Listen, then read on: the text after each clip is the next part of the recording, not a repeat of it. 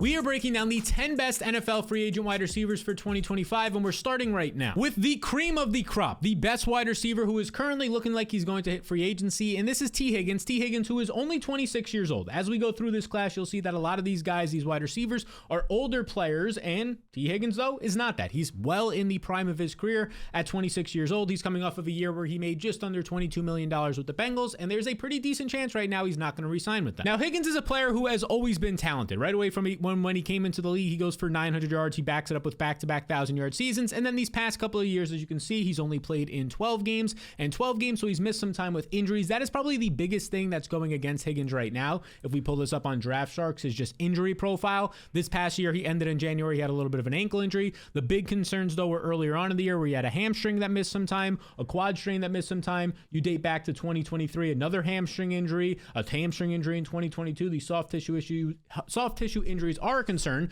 But anytime he's come back, he's been fantastic, including this past year when he was on the field, arguably the best play of his career. Specifically in 2024, he was highly efficient. He was still a top 30 wide receiver in yards per route run. Despite being injured, this number would probably be closer to the top 15 in the NFL if he wasn't banged up and leaving a couple of games early. And at the end of the day, Higgins basically wins everywhere. He wins downfield, over the middle of the field, in the slot, and out wide. He is a do-it-all wide receiver with a unique build of 6'4", 220 pounds, a great red zone weapon. Now, I do think that there is still a chance that the Bengals re-sign him. Of course, with Jamar Chase's contract and Joe Burrow's contract, it's going to be hard to find the money to pay Higgins if he indeed wants to be paid like a number one receiver. We're talking $27 to $30+ million a year. But the reason they would re-sign him is these other guys on the team. Jermaine Burton, when it comes to just the issues that he had off the field, not showing up to practice. Andre Yoshevich had a lot of opportunities this year when Higgins was injured to actually make a name for himself and earn a starting job moving forward. He didn't do that. The rest of the guys on this team, really, Charlie Jones, a slot wide receiver, not going to be the guys that are going to replace T. Higgins. So obviously they can find another guy in free agency for cheaper or the draft, but there is some incentive to bring Higgins back. Assuming Higgins doesn't come back, though, the most obvious landing spots would be number one is the Patriots. They have by far the most cap spending. They have a legit quarterback in Drake May, and they have a massive need at the wide receiver position.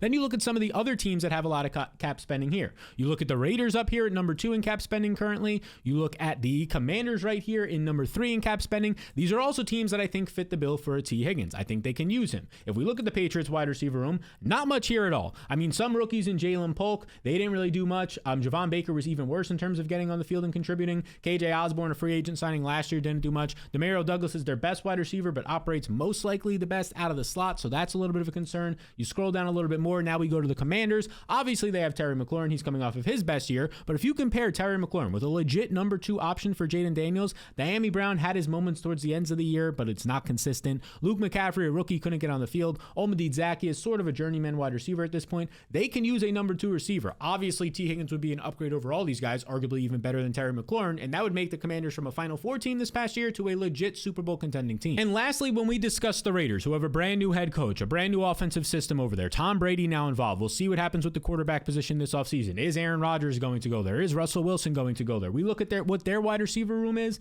It's Jacoby Myers, mostly a slot receiver, although he did win on the outside this past year. We know Brock Bowers, the tight end, is there, but in terms of an outside wide receiver talent, Trey Tucker wasn't consistent outside of a couple of big plays. DJ Turner was on the field way too much last year for a team that actually wants to move the ball. So if you put T. Higgins onto this team with maybe a new veteran quarterback, then Jacoby Myers and Brock Bowers, you're starting to build something there for the Raiders. Now, the next guy we got to talk about is Chris Godwin. Chris Godwin, I believe, is the second best free agent wide receiver available. He is going to be turning 29 years old, which is crazy that he's already 29 years old. He's coming off of a season where he made $20 million, and now in 2024, his season was off to a great start with the Bucs until he dislocated his ankle midway through the year. I mean, Godwin's season, he only played in 7 games. He got hurt on like the final drive of that 7th game in basically garbage time. He put up 50 catches in 7 games. Yes, over 7 receptions a game, 576 receiving yards. He had 5 touchdowns, which is his most in basically the past 4 years. Again, he did that in just 7 games while playing next to as well Mike Evans, who's coming off of one of the best years of his career as well. But then he suffers this dislocated ankle, which is a pretty gross injury. It's going to make him, most likely he'll be ready to go by week 1. As you can see, Sports MD Analysis, a Harvard-trained surgeon on here, says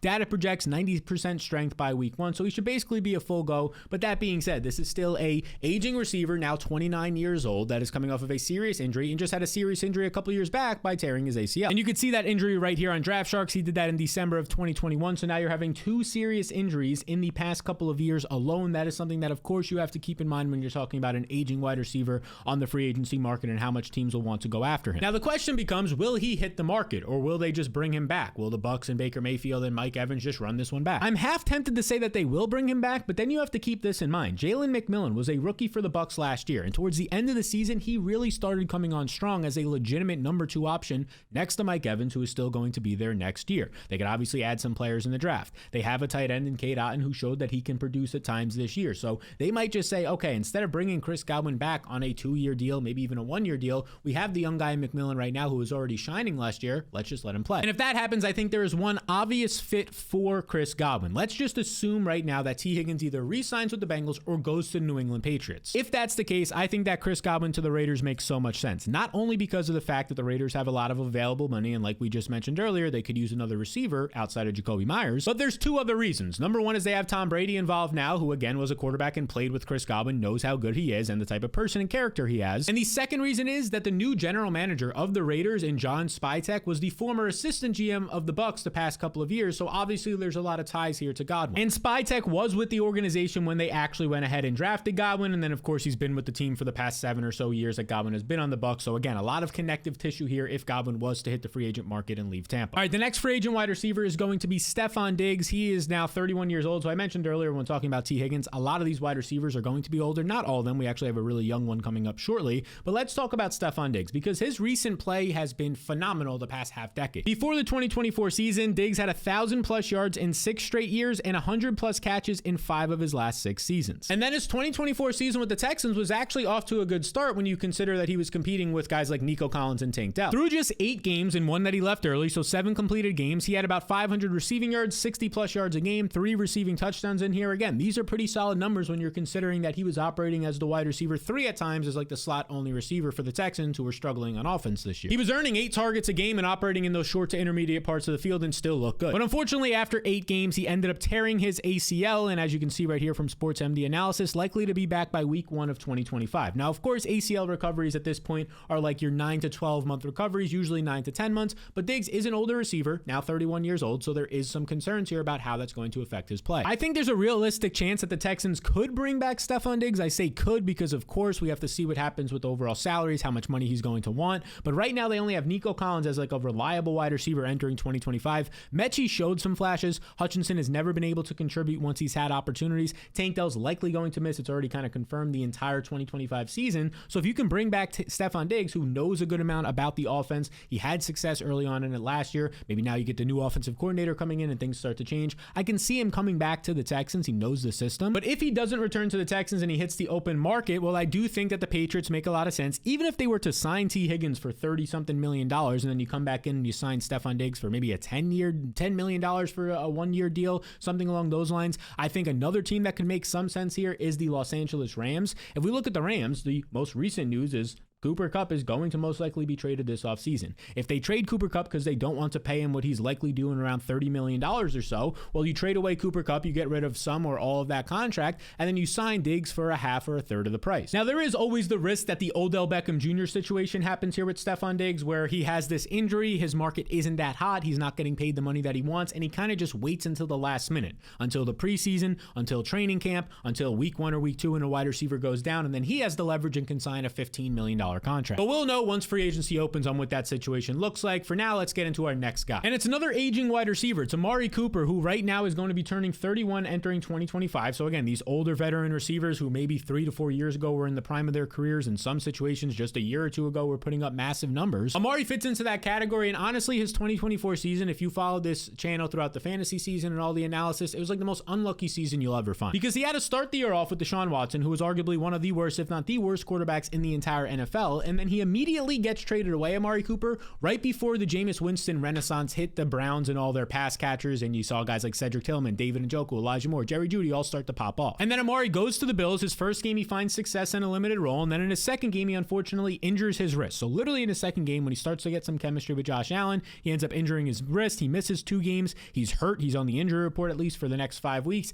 and everything starts to fall off there. You look at his usage in these games. If we were to scroll down, this is via Player Profiler. His snap share, this is week 1 when he was on the Browns. You start to scroll here and you start to see his usage when he's actually out there on the Bills. This is his first game in a limited role, week 7. He actually played well on just 12 routes, 34% of the snaps. He gets hurt in this game, plays just 55% of the snaps. Doesn't play then for the next 3 weeks, just 50%, 49%. 53. You keep scrolling, 46%. In the postseason, you're looking at 38%, 39%, 45%. That's a lot of numbers and percentages I just threw out at you, but the whole point is that it's under 50% of the snaps in most of these games. Part of that is due to injury, not knowing the playbook because he just went to the new team and because they just didn't have a role for him. Some people were speculating that the Bills only went out there and got him so that he didn't join the Kansas City Chiefs, although that didn't end up panning out for them anyways. But the hope is now entering 2025, he can be on a better fit for a team. I do think that Amari still has 1 or 2 more years of being a solid number 2 option for a team. And if we scroll into what teams he could possibly go to, if T. Higgins was to leave the Bengals, why not replace him with a veteran receiver to be the number 2 next to Jamar Chase to keep Joe Burrow as this MVP caliber quarterback? I think that could be something that helps him out. You go over to the overall cap spending situations that we have right now, some other teams that might fit the bill for Amari Cooper, the Patriots, if they don't sign T. Higgins, have a ton of money to also sign Amari Cooper. You scroll down here to the Chargers, they could use a number 2 wide receiver. They have the 6th most cap spending right now, a number 2 wide receiver next to Ladd McConkey. If we look at this, it's basically Ladd McConkey, who we now know is like a stud wide receiver at this point in his rookie year with the Chargers. He's great, but after that, you can't rely on Josh Palmer. We saw this year, you definitely can't rely on Quentin Johnson to even catch the ball. DJ Shark probably not going to be a big piece of this team anytime in the near future or the future after that. They don't have anybody else in this team. Like, they drafted a Brendan Rice, a 7th round wide receiver. Darius Davis is a young wide receiver on the team, but not somebody that's going to threaten to be a number 2 or maybe even a number 3. I think that if you got one of these veteran wide receivers like an Amari Cooper to pair with Justin Herbert and Ladd McConkey, now you're rolling. Now, before we get into this next wide receiver who's a free agent and actually had a quietly and surprisingly good year, I have to let you know about the sponsor of our program today, and that is Prize Picks. If you're not familiar with Prize Picks, we talked about it all throughout the Super Bowl prep on some of our videos. It is a pick'em game where you just take the more or less on player statistics, and as you can see right here, you play $5, you get $50 instantly. And how do you get this? It's pretty simple. All you have to do is sign up with code SAL23. There's a QR code on the screen right now, and you can get $50 to play with right away once you just put in 5. We're now going on 5 years of being partnered with Prize Picks, and even though the NFL season is currently over, they have a ton of options out there in the NBA streets for any big UFC or boxing event and any other sport you can think of. As of this recording right now, you can see all the options up here in the top corner: NBA, college basketball, soccer, hockey, a bunch of different NBA plays, tennis, everything you could possibly think of, even darts, League of Legends, all these esports types of games are in there. NFL season props are already up as well for 2025. You just come in here, you take the more or less. For this example, LeBron over under points. If you think he scores more than 25.5, you combine it with anything else to try and 3 to 5 to 10x plus your money. So take advantage of this. You can get a free $50 when you join with code SAL23 or you scan the QR code on the screen. There's a link in the description below. If you have any questions, just let me know. Now, the next free agent wide receiver is Keenan Allen, who is going to be turning 33 years old entering the 2025 season, which honestly in a lot of situations should be a red flag. That's a really old age for wide receivers, but Keenan Allen is coming off of yet another year where he found success and was a target hog. With the Bears this past year, attached to rookie quarterback Caleb Williams, and for the most part, the offensive coordinator and situation was terrible for the bulk of the year, he still put up over 120 targets in just 15 games played, caught another 70 balls out there. Yes, his efficiency dropped. Yes, his yards after the catch and yards per route run went down, but that makes sense when you're not running routes downfield and you're 33 years old. Now, as mentioned, they got a new offensive coordinator, the Bears, and over that final month of the season, Keenan Allen really started to take off. He was averaging 40 more yards per game and averaging 11 targets per contest. Now, despite his age, there are still a good amount of positives with Keenan Allen. He has experience, whether you want to put him on a win now team or with a younger quarterback, and he can still win out of the slot, especially on key downs. Now, I expect Allen to hit the free agency market as the Bears want to make room for Rome Odunze and, of course, DJ Moore. I think a situation like we talked about earlier with Stefon Diggs, if Cooper Kupp does indeed get traded away, he's going to be due $30 million. If they save a lot of money there, you can come in, you can sign a Keenan Allen who will probably sign for $10 to $15 million at a fraction of the cost for a replacement veteran slot receiver. I think the Steelers are a team who can desperately use Keenan Allen. We'll see what they end up doing in free agency. They need to pair up a wide receiver, whether it's in the draft or free agency, to go along with George Pickens. I mean, Van Jefferson on the outside had some flashes. He's nothing all that great. Calvin Austin does have the upside out of the slot, and he's a solid receiver. I just don't think he is a consistent number 2 receiver. Mike Williams is actually a free agent himself, didn't do much with the team last year. I think if you put a Keenan Allen as the number 2 option on this team in 2 wide receiver sets and a nice slot wide receiver for Justin Fields or whoever their quarterback ends up being, that's an upgrade. And lastly, of course, if there's not going to be T. Higgins on the Bengals, or even if he does resign, you could just load this thing up and add Keenan Allen as your slot wide receiver. But assuming T. Higgins is gone, they can go out and go ahead for a cheaper price point, probably a third of the cost, and get Keenan Allen over T. Higgins. So we just talked about a lot of older wide receivers. This next guy is a surprisingly younger option. And in my opinion, he's one of the better wide receivers on the free agency market because of his age. That's Marquise Hollywood-Brown, who's still just 27 years old, will be turning 28 next year. He's coming off of a season where he took a 1-year deal with the Chiefs for $7 million, but obviously, as you know, if you watch football, he didn't really play much for the Chiefs. And that's because of this play right here. This is his second snap, I believe, in the preseason, the first preseason game. He catches this, he lands on his shoulder, and he ends up getting injured. It was kind of fast, so we can see it again here. He gets landed on his shoulder. shoulder. He ends up having a shoulder injury that he has to have surgery for, and we do not see him for the rest of the preseason and until week 15 of the regular season. So Marquise Brown only plays 2 regular season games with the Chiefs. In his first game, he catches 5 balls on 8 targets. He doesn't work as much downfield. In his second game, he catches 4 balls on 7 targets. Again, not working downfield. He takes that into the postseason where he doesn't do much.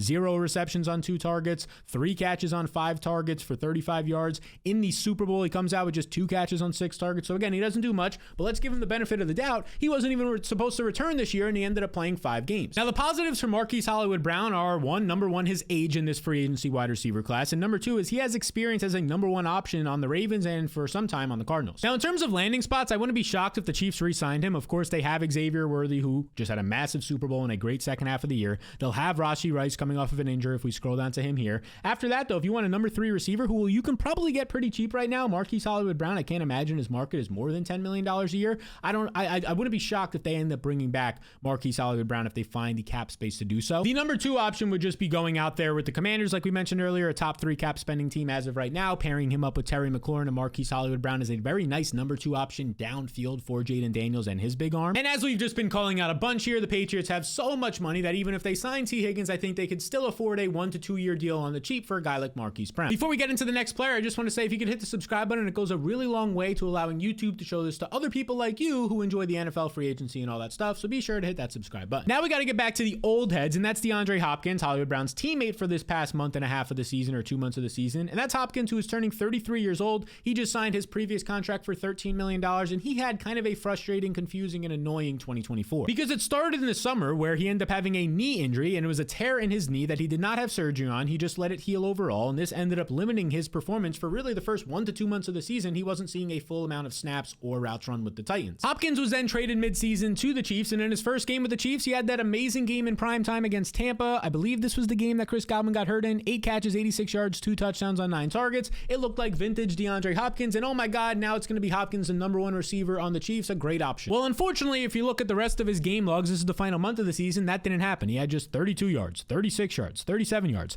7 yards on Christmas Day. We then don't see him towards the end of the season. He comes into the postseason, 0 catches on 1 target, 1 catch on 2 targets for 11 yards. And the Super Bowl, 2 catches for 18 yards. I mean, the guy was basically non-existent. He was playing less snaps than Juju Smith-Schuster in the postseason and even Justin Watson in the Super Bowl at times. I mean, I do believe the age has caught up to DeAndre Hopkins quite a bit here, and he was playing basically the entire season with a banged up knee, then had to learn a whole new playbook on an offense that was already kind of rotating wide receivers. So yes, do I think that Hopkins' best years are behind him? Yeah. Do I think that he can sign a 1-year deal on a win now team? Sure. And a team that fits this build, in my opinion, is going to be the Chargers. They can use another outside receiver for reasons we mentioned earlier. Josh Palmer, DJ Shark, Quentin Johnson aren't reliable options. A number 2 option in DeAndre Hopkins next to Ladd McConkey makes some sense if they don't go out there and get an Amari Cooper. Another option for this team would end up being the Los Angeles Raiders if they were to miss out on a Chris Godwin if he re-signed with Tampa. If you can pair up DeAndre Hopkins on the outside with Jacoby Myers, Brock Bowers in the slot or on that line of scrimmage at the tight end position, that feels pretty good too for whoever your incoming quarterback is. Next up, let's get back to the younger guys here. And this is the youngest guy we'll talk about in this video, Elijah Moore. I think he is a sneaky guy, like one of the most overlooked free agents, definitely at the wide receiver position. He's still just 24 years old as of this recording. He'll be turning 25 entering the 2025 season. Here's the key though. He's coming off of his previous contract, his rookie deal, I believe, earning just $2.2 million.